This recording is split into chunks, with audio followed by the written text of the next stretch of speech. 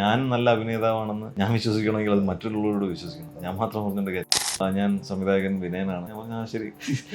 എൻ്റെ ഫ്രണ്ട്സ് ആരെങ്കിലും അപ്പോൾ അങ്ങനെ പലരും വിളിച്ച് പലതും പറയുന്നുണ്ട്. കഴിഞ്ഞ് നോക്കിയപ്പോഴാണ് Ernakulam number land line number 0484. ഞാൻ അപ്പം തിരിച്ചു വിളിച്ചു. അയ്യോ സാർ, അയ്യോ എനിക്ക് സോറി, ഞാൻ എൻ്റെ ഫ്രണ്ട്സ് ആരെന്നെ പറ്റിക്കാൻ വിളിക്കാന്ന് വെച്ച് സംസാരിച്ചു. എന്നെ നോക്കാൻ നിന്ന് വീട്ടിലെ സാധനങ്ങളൊക്കെ മോഷ്ടിച്ചു പോവുകയും അപ്പം അവർ അമ്മയൊക്കെ ഓഫീസിൽ നിന്ന് വരുമ്പോൾ ഞാൻ മാത്രമുണ്ട്, മറ്റേ ബാക്കി സാധനങ്ങളെല്ലാമായിട്ട് അവർ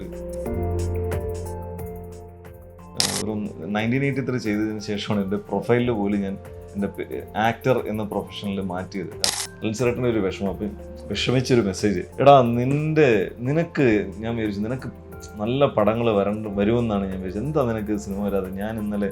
ഞാനും ടോവിയും കൂടി സംസാരിക്കുമായിരുന്നടാ, എടാ നീ അത്. അപ്പം അതിനതൊരു സ്നേഹമാണ്. അപ്പം അങ്ങനത്തെ സൗഹൃദങ്ങൾ സക്സസ് സമയത്തും മാത്രമല്ല, നമുക്ക് ഫെയിലിയർ സമയത്തും നമുക്ക് കൂടെ ഉണ്ടാവും. മലയാള സിനിമയിൽ ഒരു പുതുവഴി കണ്ടെത്തി വന്ന പ്രതിഭാശാലിയായ കലാകാരനാണ് എൻ്റെ മുന്നിലുള്ളത്. സഞ്ജു ശിവറാം, നമസ്കാരം. നമസ്കാരം. എനിക്ക് നമ്മൾ ഏറ്റവും ഒടുവിൽ കണ്ടത് ARM 100 കോടി ആഘോഷത്തിൻ്റെ സമയത്താണ്. അപ്പോൾ അത് കഴിഞ്ഞ് വരുന്ന അഭിമുഖം കൂടിയാണ്, അതുകൊണ്ടാണ് ARM തുടങ്ങാമെന്ന് വിചാരിക്കുന്നത്. അപ്പോൾ അതിലെ കോൺസ്റ്റബിൾ ചന്ദ്രൻ രസകരമായൊരു കഥാപാത്രമാണ്. ആ കഥാപാത്രത്തിലേക്ക് റെക്കമെൻഡ് ചെയ്തത് ടൊവിനോ തോമസ് ആണോ? അല്ല, ടോവി അങ്ങനെയല്ല. അത് ജിതിൻ വിളിക്കുകയും, ജിതിനെ എനിക്ക് കാലങ്ങളായിട്ട് എനിക്കറിയാം. പക്ഷേ പിന്നെ എൻ്റെ സുഹൃത്ത് പ്രൊഡ്യൂസർ പ്രദീപ് പതിയാറുണ്ട്, അരവിന്ദൻ്റെ അതിഥികളിലേക്ക് പ്രൊഡ്യൂസർ. അപ്പോൾ അദ്ദേഹം പറയും, എൻ്റെ സഞ്ജുവിനെ നിങ്ങൾ കാസ്റ്റ് ചെയ്തിരുന്നത്, അങ്ങനെ ഇടയ്ക്ക് സംസാരിക്കും. പിന്നെ ഞാനിപ്പം ARM സെലിബ്രേഷൻ വെച്ചിട്ട് അറിഞ്ഞ അനീഷ് ഗോപാൽ യെല്ലോ ടൂത്ത്, അനീഷ്, എടാ അത് നിന്നെ വെക്കാൻ പറഞ്ഞത് ഞാനാടാ, അത് നിനക്കറിയോ എന്ന് എന്നോട് ചോദിച്ചത്. അപ്പോൾ അങ്ങനെ പല വഴികളിലായിട്ട് നമുക്ക്, പക്ഷെ ജിതിനെ എന്നാലെങ്കിൽ നേരത്തെ അറിയുകയും ചെയ്യാം. ബട്ട് എന്നാലും ചില നിമിത്തങ്ങൾ വേണം. അങ്ങനെ ചില നിമിത്തങ്ങളായിട്ട് ചിലപ്പോൾ നമ്മുടെ സുഹൃത്തുക്കൾ സംഭവിക്കും, അല്ലെ ചിലപ്പോൾ ഒരു കൂടിക്കാഴ്ച ചിലപ്പോൾ അങ്ങനെ സംഭവിക്കും. അപ്പോൾ അങ്ങനെ സംഭവിച്ചാണ് ARM എനിക്കൊന്ന്. പക്ഷെ എന്നാലും ARM ഞാനായിരുന്നു ഏറ്റവും അവസാനം ഒരുപക്ഷെ കാസ്റ്റ് ചെയ്യപ്പെട്ട ആളെന്ന് വേണേൽ പറയാം. കാരണം ഒരു ഷൂട്ട് തുടങ്ങി, ഷൂട്ട് പ്രൊസീഡ് ചെയ്യുന്നതിനിടയ്ക്ക് എനിക്കൊന്ന് എൻ്റെ ഷൂട്ട് തുടങ്ങുന്നതിന് ഒരു 2 ആഴ്ച മുമ്പാണ് എന്നെ വിളിച്ചിട്ട്. ഒരു ദിവസം രാത്രി ഒരു 1-1:30 മണിയായപ്പോഴാണ് ഞങ്ങൾ സംസാരിക്കുന്നത്. 1:30 മെസ്സേജ് അയച്ചു. അങ്ങനെ ഞങ്ങൾ സംസാരിക്കുകയും, അപ്പോൾ എനിക്ക് അന്നേരം എടുത്തുകൊണ്ടിരിക്കുന്നുണ്ട് കുറച്ച് ഫുട്ടേജുകളും കാണിച്ചത്, ആക്ഷൻ സീക്വൻസൊക്കെ കാണിച്ചത്. ഞാൻ ഞെട്ടിപ്പോയി. അപ്പോൾ അങ്ങനെയാണ് എൻ്റെ അടുത്ത് ഇതിനെപ്പറ്റി പറയുന്നതും. ആൻഡ് എനിക്ക് ആ ഒരു പീരീഡും പിന്നെ ഞാൻ ചെയ്തിട്ടില്ലാത്ത പോലത്തെ ഒരു കഥാപാത്രം എൻ്റെ രൂപത്തിലും ഭാവത്തിലും അല്ലാത്തൊരു ഒരു ക്യാരക്ടറൊക്കെ ആകുമ്പോൾ എനിക്ക് ഭയങ്കര സന്തോഷമായിരുന്നു. അത് കേട്ടപ്പോൾ തന്നെ എനിക്ക് അതിലൊരു ഭയങ്കര സന്തോഷം തോന്നി. പിന്നെ അത് വലിയൊരു എഫേർട്ട് എടുത്ത് ചെയ്യുന്ന ഒരു സിനിമയാണ്. അപ്പോൾ അന്ന് അതിന് മുമ്പ് അതിൻ്റെ പ്ലാനിങ് ഘട്ടത്തിലും എനിക്കറിയാം, ഇതിൻ്റെ പ്രൊഡക്ഷൻ സമയത്തും ജിതിനി പ്രൊഡക്ഷൻ നോക്കുന്ന സമയത്തൊക്കെ നമ്മൾ പരിചയമുണ്ട്. അപ്പോൾ ഈ വിഷയങ്ങളൊക്കെ നമുക്കറിയാം. അപ്പോൾ അവിടെ നിന്നും വീണ്ടും വലുതായി വന്ന ഒരു സിനിമയാണ്. ഒത്തിരി വലുതായിട്ടത് സംഭവിച്ചു. വൈറ്റമിൻ ഡിയുടെയും ഈസ്ട്രോജന്റെയും കുറവാണ് മിക്ക ലേഡീസിന്റെയും ഹെയർ പ്രോബ്ലംസിന് പ്രധാന കാരണം. സ്ത്രീകളുടെ മുടി വളർച്ചയ്ക്കും ശക്തിക്കും അത്യാവശ്യമായ വൈറ്റമിൻ ഡിയാലും ഹെർബൽ ഈസ്ട്രോജനാലും സമ്പുഷ്ടമായ ആദ്യത്തെ hair elixir Amrutveni hair elixir for women. അല്ല, ഞാൻ എന്തുകൊണ്ടാണ് ടൊവി അങ്ങനെ റെക്കമെൻഡ് ചെയ്ത് ചോദിച്ചാൽ, നല്ലൊരു ആത്മബന്ധമുണ്ട് നിങ്ങൾ തമ്മിൽ, ടൊവിയായിട്ട് വളരെ നല്ല ആത്മബന്ധം. എനിക്ക് അമ്മയുടെ ഒക്കെ മീറ്റിങ്ങിലൊക്കെ വരുമ്പോൾ നിങ്ങൾ ഒരുമിച്ചാണ് ഇങ്ങനെ നടക്കുകയൊക്കെ ചെയ്യുക. അപ്പോൾ എങ്ങനെയാണ് ടൊവിയുമായിട്ടുള്ളൊരു സൗഹൃദം ഉടലെടുക്കുന്നത്? ടൊവിയായിട്ട് ഇപ്പം എനിക്കൊന്നൊരു 10-12 വർഷമായിട്ട് നമ്മൾ തമ്മിൽ പരിചയമുണ്ട്. അത് സിനിമ വന്ന കാലഘട്ടം മുതൽ എനിക്കറിയാം. നമ്മൾ ആദ്യമായിട്ട് കാണുന്ന 1983 ഷൂട്ട് സമയത്താണ്.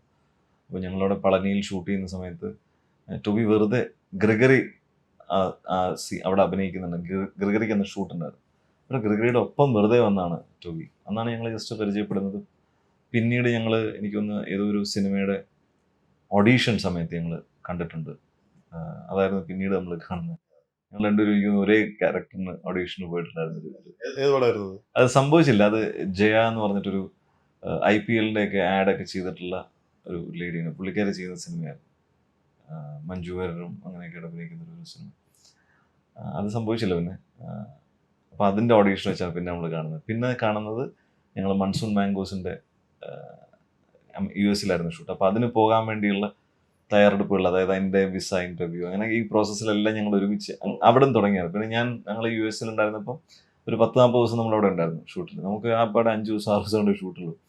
ഞാൻ ടൊവി ആയിരുന്നു റൂംമേറ്റ്സ്. അപ്പം ഈ ഒരു ദൂരത്തിലായിരുന്നു ഞങ്ങൾ ആ 40 ദിവസവും നമ്മളുണ്ടായിരുന്നു. ഒരുമിച്ചായിരുന്നു യാത്രകളും കറങ്ങാൻ പോയിരുന്നതും.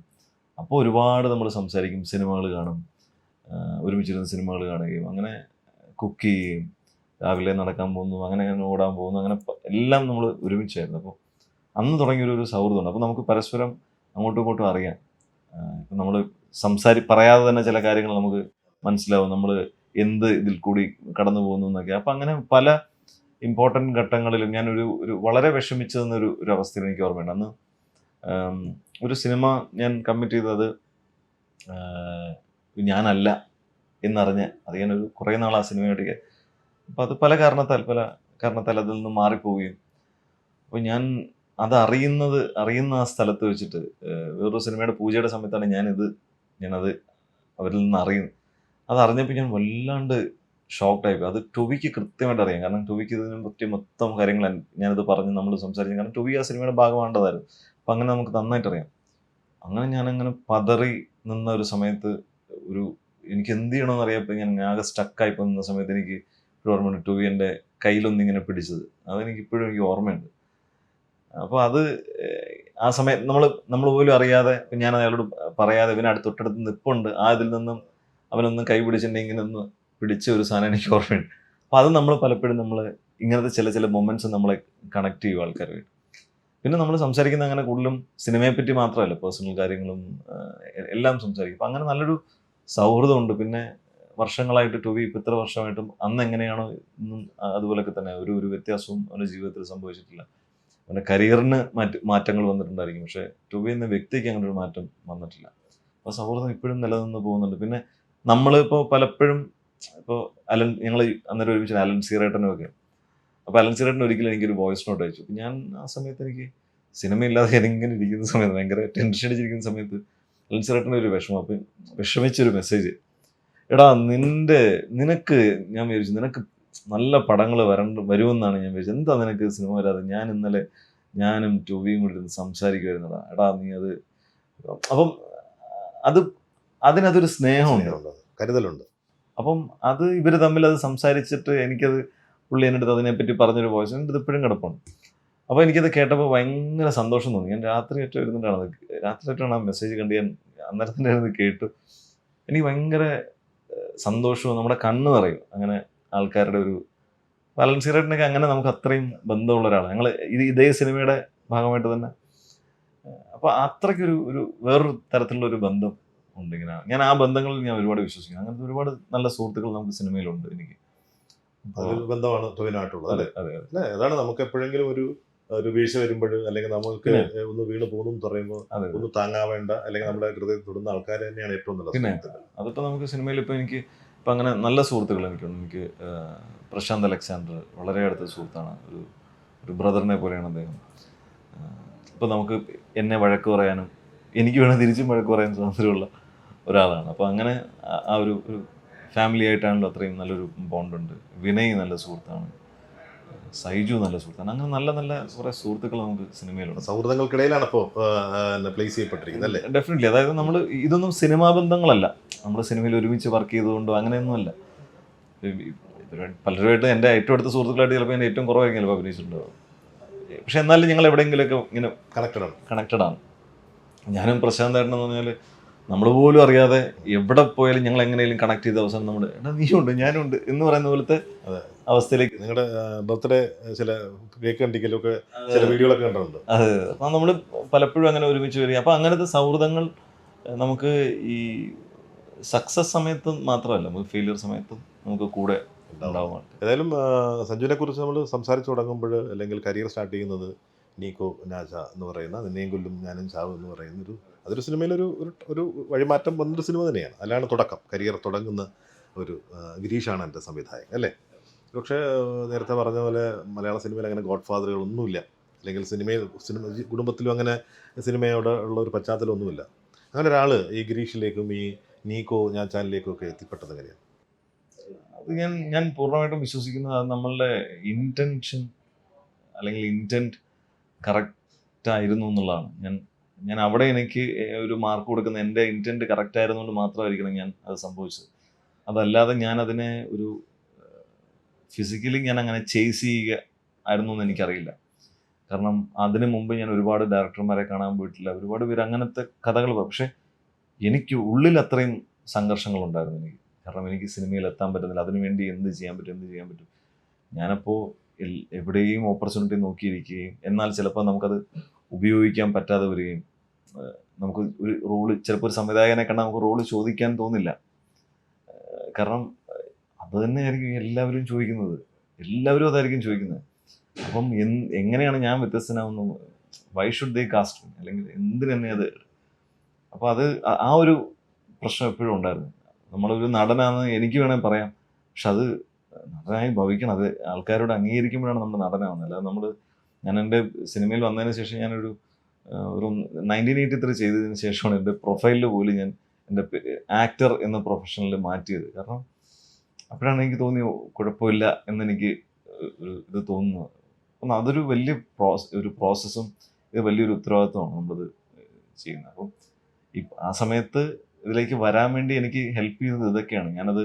അപ്പോൾ എനിക്കൊരു ഡബ്ബിങ്ങിനൊരു അവസരം വന്നു, ഒരു സിനിമയിൽ ഡബ് ചെയ്യാൻ. ഞാൻ ഇതിനു മുമ്പും പറഞ്ഞിട്ടുണ്ട്. അപ്പോൾ ഡബ് ചെയ്യാൻ എനിക്കൊരു അവസരം വരികയും അത് ഞാൻ പോയി ചെയ്യുകയും, അത് ദൂരെ എന്ന് പറഞ്ഞിട്ട് അന്ന് മഴവിൽ മനോരമയ്ക്ക് വേണ്ടിയിട്ട് റോഹൻ കൃഷ്ണ, പ്രഭു രാധാകൃഷ്ണൻ എന്ന് പറഞ്ഞിട്ട് ഡയറക്ടർ, ഇടയ്ക്ക് പേര് മാറ്റിയായിരുന്നു, റോഹൻ കൃഷ്ണ. അപ്പോൾ അദ്ദേഹം ചെയ്ത സിനിമയാണ്. അദ്ദേഹം ചെയ്ത സിനിമയിൽ മറ്റു ഭാഷകൾ, അത് കൽക്കട്ടയിലാണ് ഷൂട്ട് ചെയ്തത്. അപ്പം അതുകൊണ്ട് ബംഗാളി ഉള്ളത് കൊണ്ട് ബംഗാളി അറിയാവുന്ന ആൾക്കാരെ അവർ നോക്കിയതുകൊണ്ട് എനിക്കങ്ങനെ നമ്മുടെ ഒരു ഫാമിലി ഫ്രണ്ട് ത്രൂ ഒരു കോൾ വരികയും ഞാൻ പോയിട്ട് അത് ചെയ്യുകയും അതിൽ പിന്നെ 6ഓളം കഥാപാത്രങ്ങളൊക്കെ ഞാൻ ഡബ് ചെയ്യുകയും ചെയ്തു. പിന്നീട് അതൊരു വഴിത്തിരിവായിരുന്നു. അത് എല്ലാവരും നിമിത്തം പോലെ സംഭവിക്കുമെന്ന് പറയുന്ന പോലെ ഞാൻ നേരം ബാങ്കിൽ ജോലി ചെയ്യുകയാണ്. എനിക്ക് ആ അന്നത്തെ ബാങ്കിൻ്റെ മാനേജ്മെൻറ്റിൽ കുറേ പ്രശ്നങ്ങൾ. അപ്പോൾ ഇപ്പം ഞാൻ ഇവിടെ വന്നപ്പോൾ ഞാൻ ഓർത്തത് ബാങ്കിൻ്റെ ഹെഡ് ഓഫീസ് തൊട്ടപ്പോഴാണ്. അപ്പോൾ ഞാൻ അന്ന് ഇവിടെ വരുമായിരുന്നു. അപ്പോൾ അവിടെ ഉണ്ടായിരുന്ന കുറേ മാനേജ്മെൻറ്റ് ഇഷ്യൂസ്, അതുകൊണ്ട് തന്നെ നമുക്ക് കുറേ ഫ്രീ ടൈം കിട്ടിയിരുന്നു. അപ്പോൾ എനിക്ക് ആ സമയങ്ങളിൽ ഞാൻ പോയി ഡബ് ചെയ്തിരുന്നു. അതെന്നെ എനിക്ക് ആക്ച്വലി അഭിനയിക്കാൻ പറ്റും എന്നെനിക്ക് ചെറിയ തോന്നലുണ്ടാവുകയും, കാരണം നമ്മൾ ആരും കാണാതെ അഭിനയിക്കാൻ കിട്ടുന്ന ഒരു ഭാഗ്യമാണ് ഡബ്ബിങ്. അപ്പോൾ അതിലൂടെ എനിക്കത് ചെയ്യാൻ പറ്റി. അതിൻ്റെ അസോസിയേറ്റ് ആയിരുന്നു ജിയോ ബേബിയാണ് എന്നെ നിക്കോ ഞാച്ചൊരു ഓഡീഷന് കൊണ്ടുപോകുന്നത്. അപ്പോൾ ഈ ഡബ്ബിങ് കഴിഞ്ഞ സമയത്ത് ഇങ്ങനെ അത് കഴിഞ്ഞ് ഞങ്ങൾക്ക് അയ്യോ ഇനി എന്ത് ചെയ്യുമെന്ന് വിചാരിച്ചിരിക്കുന്ന ഒരു സമയത്ത് പെട്ടെന്ന് ഞാൻ പണ്ട് പരിചയപ്പെട്ട ഒരു സംവിധായകൻ്റെ കോള്, ഒരു ഷോർട്ട് ഫിലിം, അന്ന് ഷോർട്ട് ഫിലിംസ് ഒക്കെ ചെയ്തിരുന്ന ഒരാൾ, ഞാൻ തിരുവനന്തപുരത്ത് ഷോർട്ട് ഫിലിം ഫെസ്റ്റിവലിന് പരിചയപ്പെട്ടു. അദ്ദേഹത്തിൻ്റെ ഒരു കോള്, ഒരു 6 മിസ് കോൾ കിടക്കുന്നുണ്ട് ഫോണിൽ. ഞാൻ ബൈക്കിലായിരുന്നു. അത് കഴിഞ്ഞ് ഞാനത് എടുത്ത് നോക്കിയപ്പോൾ അന്ന് ഞാൻ പരിചയപ്പെട്ട ഒരു ഡയറക്ടറാണ്. അപ്പോൾ അദ്ദേഹത്തിൻ്റെ ഒരു പരസ്യത്തിൽ അഭിനയിക്കാൻ വേണ്ടി എന്നെ വിളിച്ചിരിക്കുകയാണ്. അതാണ് എൻ്റെ ഫസ്റ്റ് സ്ക്രീനിലേക്കുള്ള. അപ്പോൾ എനിക്ക് മനസ്സിലായി ഇത് ഞാൻ കറക്റ്റ് റൂട്ടിൽ, എനിക്ക് എന്തൊക്കെയോ സംഭവിക്കുന്നുണ്ട്, കറക്റ്റ് റൂട്ടിലാണെന്നുള്ളത്. അവിടെ നിന്നാണ് എനിക്ക് സംഭവിച്ചത്. അദ്ദേഹമായിരുന്നു നരണിപ്പുഴ ഷാനവാസ് എന്ന് പറഞ്ഞിട്ട് സൂഫിയും സുജാതയും എന്ന് പറഞ്ഞിട്ട് സിനിമ എടുത്തു. അദ്ദേഹമാണ് ആദ്യമായിട്ട് തന്നെ ക്യാമറയുടെ മുമ്പിലേക്ക് കൊണ്ടുവരുന്നത്. അപ്പം അങ്ങനെ ഇതൊരു നിമിത്തമായിട്ട് സംഭവിക്കും. പക്ഷെ നമ്മുടെ ഇന്റന്റ് കറക്റ്റ് ആയിരിക്കും. അതാണ്. അങ്ങനെയാണ് ഗിരീഷിന്റെ അടുത്ത് കൊണ്ടുവരുന്നത്. ജിയോ ബേബിയാണ് ഓഡീഷന് കൊണ്ടുവരികയും ആദ്യത്തെ ദിവസം ഓഡീഷൻ ചെയ്യുകയും എന്നിട്ട് പറഞ്ഞു ഓക്കെ എന്ന് പറഞ്ഞ് പോയി. അപ്പം എനിക്ക് ചെയ്ത് മോശമായി പോയി, ശരിയായില്ല, സുഖമായില്ല. ഞാൻ എന്നിട്ട് ജിയോ ബേബി അത്ര സുഖമായില്ല, വേറെ എന്തെങ്കിലും വരികയാണെങ്കിൽ പറയണമെന്ന് പറഞ്ഞു. അത് സാറിലൂടെ പോട്ടെ, ഇത് നമ്മൾ നോക്കിയെന്നില്ലേ ഉള്ളൂ, സാറല്ല വിട്ടേക്കുന്നു. പക്ഷെ പിറ്റേ ദിവസം ഗിരീഷേട്ടൻ പിന്നെ എന്നെ വിളിച്ചു, ഒന്നുകൂടെ വേറെ 1-2 സീൻസ് കൂടെ നോക്കണം എന്നുണ്ട്. അങ്ങനെ സീൻസ് നോക്കിയിട്ട് അത് ചെയ്ത് നോക്കിയിട്ടാണ് കൺഫർമേഷൻ പറയാം. നല്ല പ്രകടനങ്ങളിൽ ഒന്ന് സഞ്ജുവിൻ്റെ തന്നെയായിരുന്നു. അപ്പോൾ അതായിരിക്കാം ഒരു നിമിത്തമായിട്ട് വന്നത് അല്ലേ? അങ്ങനെ ആ സമയത്ത് ഒരുപാട് പേര് അത് പറഞ്ഞ് നമ്മൾ ആ ഫീഡ്ബാക്കിലാണ് നമ്മൾ മുമ്പോട്ട് പോകുന്നത്. ഇപ്പം ഞാൻ നല്ല അഭിനേതാവാണെന്ന് ഞാൻ വിശ്വസിക്കണമെങ്കിൽ അത് മറ്റുള്ളവരോട് വിശ്വസിക്കണം, ഞാൻ മാത്രം പറഞ്ഞിട്ട് കാര്യം.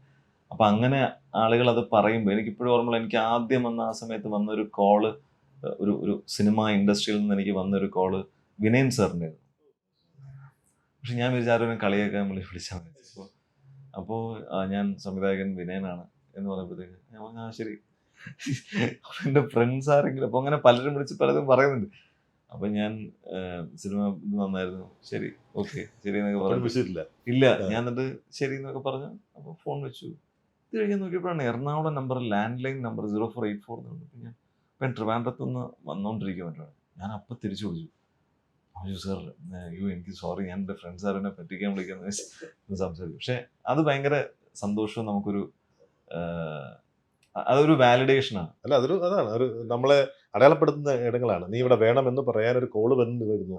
നമ്മൾ തിരിച്ചറിയുന്ന നിമിഷങ്ങളാണ്. അതെ അതെ. അപ്പം ഇത് നമ്മളുടെ തീരുമാനം ശരിയാണെന്നോ അല്ലെങ്കിൽ എനിക്ക് കുറച്ചുകൂടെ മുമ്പോട്ട് പോകാനുള്ള ഒരു ഇത് സാഹചര്യം ഉണ്ട്, എനിക്ക് അതിനുള്ള ഒരു സാധനം ഉണ്ടെന്ന് നമുക്ക് തോന്നുന്നത് അവിടെയാണ്. നേരത്തെ ബംഗാളി അറിയാവുന്നതുകൊണ്ട് പറഞ്ഞുകൊണ്ടാണ്.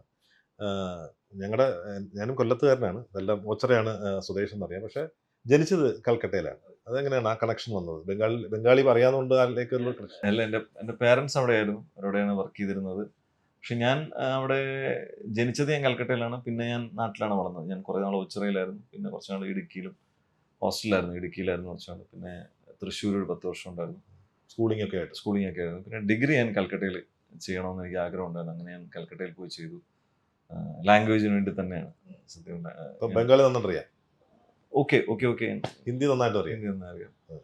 അപ്പോൾ ഞാൻ എന്തുകൊണ്ടെന്ന് വെച്ച് കഴിഞ്ഞാൽ അവിടെ പോകാൻ കാരണം വെച്ചാൽ എൻ്റെ സുഹൃത്തുക്കളെല്ലാം സ്കൂളിൽ കഴിഞ്ഞ് അവർ കോയമ്പത്തൂരും ബാംഗ്ലൂരൊക്കെ. അപ്പോൾ എനിക്കറിയാം ഇവിടെ പോയി കഴിഞ്ഞാൽ ഭാഷയിലൊന്നും ഇമ്പ്രൂവ് ചെയ്യില്ല.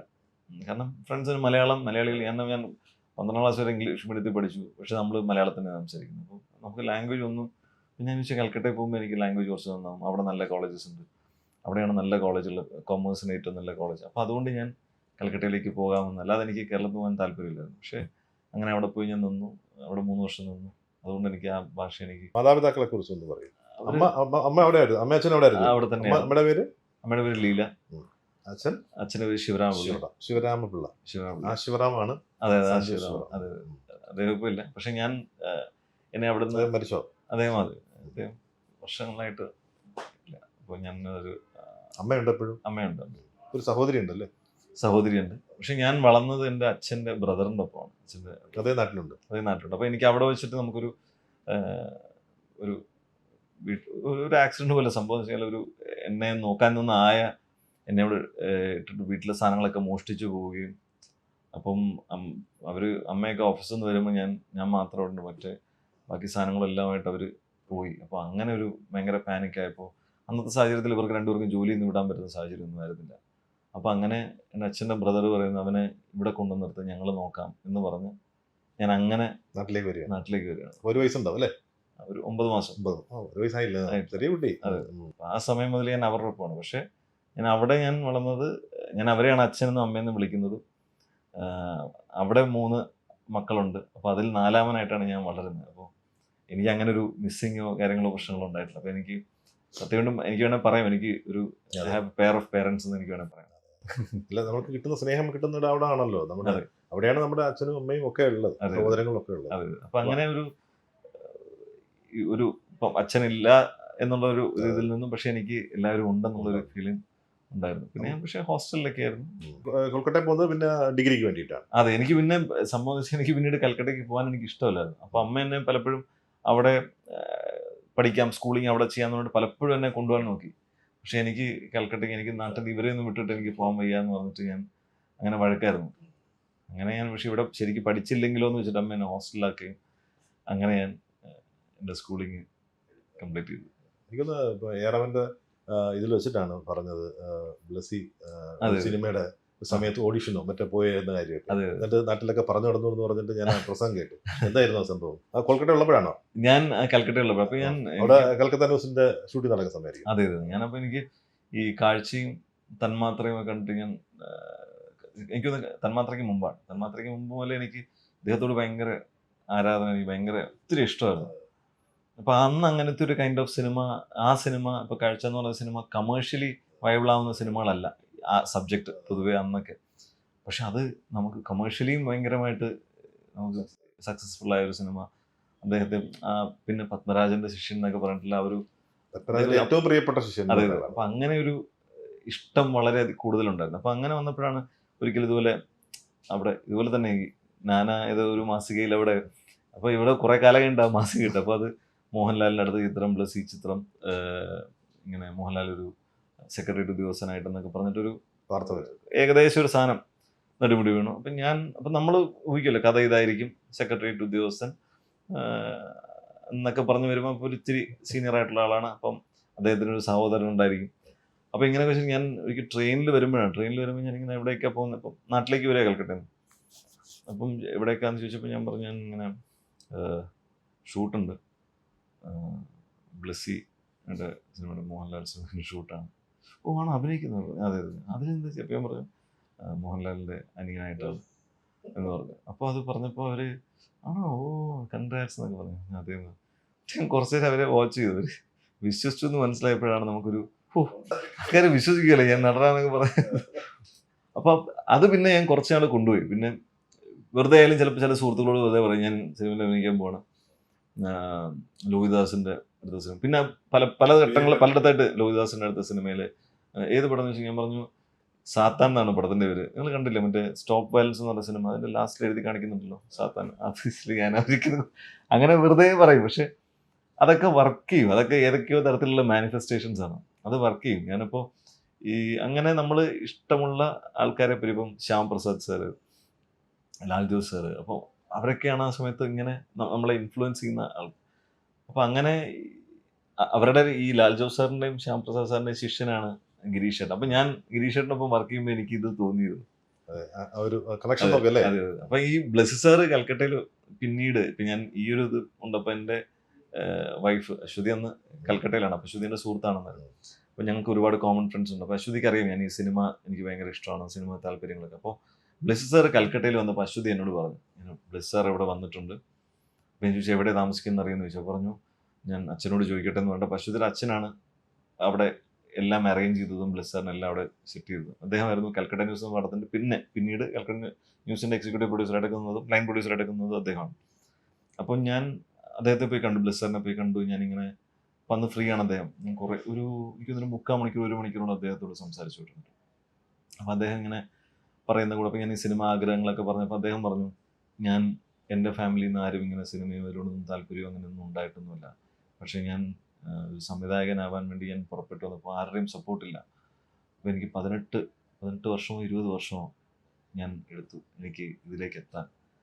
അപ്പോൾ അത് വലിയൊരു ആ സമയത്ത് സാമ്പത്തികമായിട്ടും ഒക്കെ നമുക്ക് ഒരുപാട് പ്രശ്നങ്ങളുണ്ടാവും. അതുകൊണ്ട് സഞ്ജു ഇപ്പം പഠിത്തമല്ലേ, അത് പഠിത്തം നടക്കട്ടെ, അതൊക്കെ കഴിഞ്ഞിട്ട് നമുക്ക് നോക്കാം എന്നൊക്കെ പറഞ്ഞ് അദ്ദേഹം ഞങ്ങൾ കുറേ നേരം സംസാരിച്ചു. ഞാൻ ഈ തന്മാത്രയെ പറ്റിയിട്ടും ആ സമയത്ത് തന്മാത്ര ഇറങ്ങിയിരുന്നു, തന്മാത്രയെ പറ്റിയിട്ടൊക്കെ ഒരുപാട് സംസാരിക്കുകയും ഒക്കെ ചെയ്തിരുന്നു. അപ്പോൾ അതിനുശേഷം പിന്നീട് ഒരു വർഷം ഞാൻ ബാംഗ്ലൂർ MBA ചെയ്യാൻ വേണ്ടി ബാംഗ്ലൂർ പോവുകയും അത് കഴിഞ്ഞ് ഞാൻ തിരിച്ച് അവിടെ ഇൻറ്റേൺഷിപ്പിന് വേണ്ടി വരുന്ന സമയത്താണ് വീണ്ടും അശ്വതി എന്നെ വിളിച്ച് പറയുന്നു ബ്ലെസ് സാർ വന്നിട്ടുണ്ട്. അപ്പോൾ ഇപ്പോൾ ഒരു മറ്റേ ഏത് പടത്തിൻ്റെ ദിലീപ് ഏട്ടൻ്റെ പടത്തിൻ്റെ ഇതിന് വേണ്ടിയിട്ടാണെന്ന് പറഞ്ഞു. ഞാൻ പറഞ്ഞു അവിടെ കാണാൻ പറ്റുമെന്ന് ചോദിച്ചു. അതേ താരാമഹൽ ഹോട്ടലിൽ തന്നെയാണ്, പോയി നോക്കും. ഞാൻ താരാമഹൽ ഹോട്ടലിൽ വിളിച്ചു. അപ്പോൾ അവിടെ ഉണ്ട് എന്ന് പറഞ്ഞു. അപ്പോൾ ഞാൻ അവിടെ ചെല്ലുകയും അവിടെ ചെന്നപ്പോൾ അവിടെ ഓഡീഷൻ നടക്കുകയാണ് ഈ സിനിമയുടെ. ഈ ഓഡീഷൻ നടക്കുമ്പോൾ കുറേ പേര് വന്നു. അപ്പോൾ എനിക്കറിയാവുന്ന 1-2 പേരൊക്കെ വന്നു. അപ്പോൾ ഞാൻ അശ്വതിയുടെ ഫാദർ അവിടെ നിൽക്കുന്നു. അപ്പം എനിക്ക് അദ്ദേഹത്തെ പരിചയം അന്നിങ്ങനെ ഇല്ല. പുള്ളി മറ്റേ മലയാളി സമാജത്തിൻ്റെ പ്രസിഡൻറ്റും അങ്ങനെ ഭയങ്കര ആക്റ്റീവായിട്ടുള്ള മനുഷ്യനാണ്. അപ്പോൾ അങ്ങനെ പലയിടത്തും നമ്മൾ കണ്ടിട്ടുണ്ട്. ഞാനിങ്ങനെ പറഞ്ഞു ഞാൻ ബ്ലെസ് സാറിനെ ഒന്ന് കാണാൻ വേണ്ടി വന്ന ആണോ അയ്യോ പറഞ്ഞു ഞാൻ വിളിച്ചായിരുന്നു. അയ്യോ അത് ഓഡീഷൻ നടക്കുകയാണല്ലോ, ഓഡീഷൻ കൊടുക്കുന്നോ എന്ന് ചോദിച്ചു. ഞാൻ പറഞ്ഞു ഇല്ല ഞാൻ ഓഡീഷൻ വന്നല്ല. അല്ല കുഴപ്പമില്ല ഒന്ന് ഓഡീഷൻ കൊടുത്തോളൂ എന്ന് പറഞ്ഞിട്ട് അങ്ങനെ ഞാൻ ഓഡീഷനിൽ എന്നെ കയറ്റിവിടുകയും ആ ഓഡീഷൻ എടുത്തത് ഡയറക്ടേഴ്സായ രതീഷ് അമ്പാട്ടും ജോഷി ചേട്ടനുമാണ്. ജോഷി പള്ളിക്കൽ നമ്മുടെ നാം എന്ന് പറയുന്ന സിനിമ ഡയറക്റ്റ് ചെയ്ത്. അപ്പോൾ ജോഷി ചേട്ടനാണ് ആ ഓഡീഷൻ ചെയ്തത്. അത് അവരാണ് എൻ്റെ ഫസ്റ്റ് ഓഡീഷൻ എടുക്കുന്നത്. അത് ബ്ലെസ് സാറിൻ്റെ പടത്തിനാണ്. ഓഡീഷൻ എടുത്തിട്ട് എന്നോട് 5 മിനിറ്റ് വെയിറ്റ് ചെയ്യാൻ പറഞ്ഞു. എനിക്ക് തന്ന സീൻ ഒരു ബസ്സിൽ വെച്ച് പേഴ്സ് കളഞ്ഞു പോകുന്ന ഒരാളെങ്ങനെ റിയാക്ട് ചെയ്യുന്നുള്ളതാണ്. അതാണ് ഞാൻ.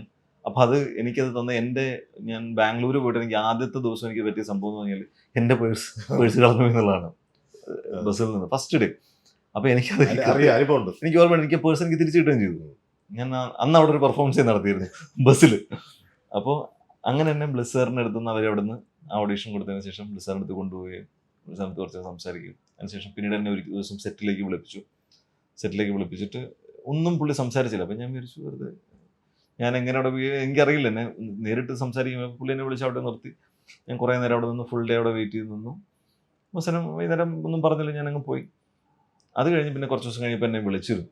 പക്ഷേ ഞാൻ അന്നേരം തിരിച്ച് ബാംഗ്ലൂരിലെത്തി എനിക്ക് ചെയ്യാൻ പറ്റില്ല. പക്ഷെ അതാണ് ആ ഒരു ബന്ധം. അപ്പോൾ എനിക്ക് എൻ്റെ ഫസ്റ്റ് ഓഡീഷൻ്റെ ഇതുപോലും എനിക്ക് ജീവിതത്തിൽ എനിക്ക് സംഭവിച്ചിട്ടുണ്ട്. അതെ അങ്ങനെ അന്ന് കരുതലായത് പിന്നീട് അമ്മായിയപ്പനായ പിന്നീട് അദ്ദേഹം എൻ്റെ ഫാദറിലോ. അതെ പിന്നീട് എൻ്റെ ഫാദറിൻ്റെ അതെ ഈ പേഴ്സ് പോയത് തന്നെ എനിക്കിപ്പോഴും ഓർമ്മ. ഞാൻ ബാംഗ്ലൂർ പോയി ഫസ്റ്റ് ഡേ എൻ്റെ പേഴ്സ് പോയി കഴിഞ്ഞ് ബസ്സിൽ എൻ്റെ വേറെ പൈസ ഒന്നുമില്ല, ഭയങ്കര മഴ.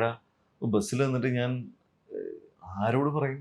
അവർ മൈൻഡ് ചെയ്യ പോലും ഇല്ല. അപ്പം ഞാൻ ഹിന്ദിയിൽ അവസാനം ഞാൻ പറഞ്ഞു, എൻ്റെ പേഴ്സ് പോയി കണ്ടക്ടറോട് പറഞ്ഞു, നമ്മൾ ഇവിടെയൊക്കെയാണ് പറഞ്ഞത്, പോലീസ് സ്റ്റേഷനിലോട്ട് വിട് എന്ന് പറഞ്ഞാൽ പോലീസ് സ്റ്റേഷനിലോട്ട് പോകും, അല്ലെങ്കിൽ പോലീസ് അവർ മൈൻഡ് ചെയ്യുന്നു, അവർ കേട്ട പോലും ഇതില്ല. ഞാൻ അവസാനം പറഞ്ഞു, ഉസ്മേ ബസ് 200 रुपया है, उसको लेना है वो ले लो, പേഴ്സ് വാപ്പസ്. അപ്പോൾ അത് കഴിഞ്ഞിട്ട് ഒരനക്കവും ഇല്ല. കുറച്ച് കഴിഞ്ഞ് ഞാൻ നോക്കിയപ്പോൾ എൻ്റെ പേഴ്സ് താഴെ കിടക്കുന്നു. മൊത്തം പൈസ ഉണ്ടായിരുന്നു എനിക്ക്. 75,000 രൂപ അതേ ഉണ്ടായിരുന്നുള്ളൂ എൻ്റെ കയ്യിൽ. ഞാൻ അഡ്മിഷൻ എടുത്ത് ബാംഗ്ലൂർ വന്നതാണ്. എൻ്റെ ഡോക്യുമെന്റ്സ് എല്ലാം അതിനുള്ളത് അതവിടെ ഉണ്ടായിരുന്നു. കാരണം ഇത് പറഞ്ഞതുകൊണ്ട് ആരും പിന്നെ അതിനിടയ്ക്ക് കിടന്ന് മെനക്കെടാൻ വേണ്ടി നിൽക്കാതെ അവിടെ ഇട്ടിട്ട് പോയി. ഞാൻ പറഞ്ഞു, അല്ലാതെ നീ വണ്ടിയിൽ നിന്ന് ഇറങ്ങില്ല എന്ന് പറഞ്ഞു. അപ്പം അതെനിക്ക് പിന്നീട് ഓഡീഷൻ ഇത് തന്നെ ചെയ്തു, സെയിം തന്നെ. അതുകൊണ്ടാണ് 1983 അല്ല ബാബുക്കുട്ടൻ. എനിക്കൊന്ന് വളരെ 10 ഒരു 20 വയസ്സ്, എത്ര വയസ്സുണ്ടാവുള്ളൂ അല്ലേ? 28 വയസ്സ് ഇത്രയുണ്ട്. 84 ശരി. അത്രയും ചെറിയ പ്രായത്തിൽ ഒരു മേക്ക് ഓവറിന്റെ ഒക്കെ സിസ്റ്റം വന്ന് നിങ്ങളെല്ലാവരും അത് നമുക്ക് ഫീൽ ചെയ്യിപ്പിച്ചൊരു പടമാണ്. 83 നല്ല പിന്നെ സജുവിന്റെ കഥാപാത്രങ്ങൾ എണ്ണിത്തെടുക്കുമ്പോൾ അതിനകത്ത് ഒരെണ്ണം തീർച്ചയായിട്ടും വരുന്നത്. അത് എബിൾ ഷൈനിലേക്ക് വരുന്നത് എങ്ങനെയാണ്? ഷൈൻ ചേട്ടനെ ഞാൻ പരിചയപ്പെടുന്നത്